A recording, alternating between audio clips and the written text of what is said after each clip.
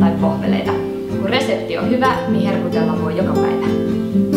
Banaani on tosi hyvä pohja pannarille, mutta jos et tykkää banaanista, yhtä hyvin voi käyttää muutakin hedelmää. Kaupasta saa hyviä hedelmäsoseita, mitä voi myöskin käyttää pannarin pohjana.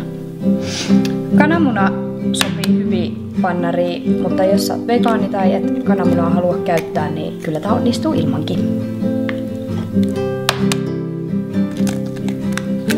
Mä tykkään lisäksi käyttää pannarissa tai letuissa jotakin proteiinia. Mun lemppari on tää meidän vanilja heraproteiini. Siitä tulee kivaa rakennetta, makua ja tietenkin saa vähän lisäproteiinia.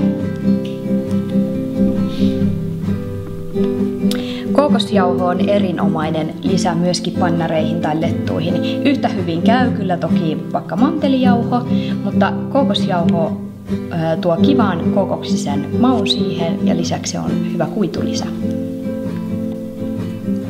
Mausteet sopii toki erinomaisesti myöskin pannariin. Kanelihan nyt on tietenkin kaikkien lemppari.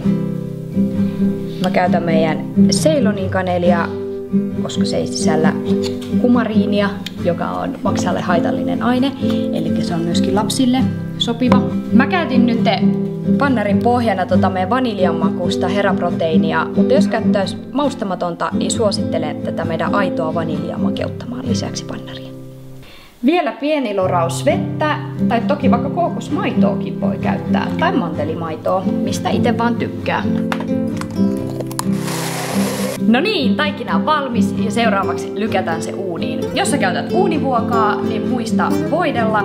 Meidän reilun kaupan kookosöljy on erinomainen siihen hommaan.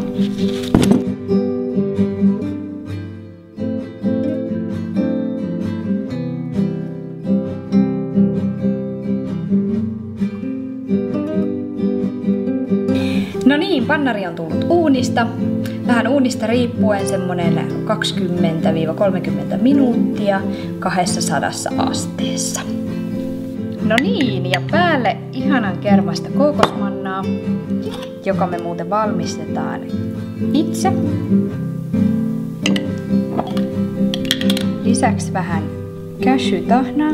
Tääkin on meidän omaa tuotantoa. Ja luonnon omaa superfoodia mustikkaa.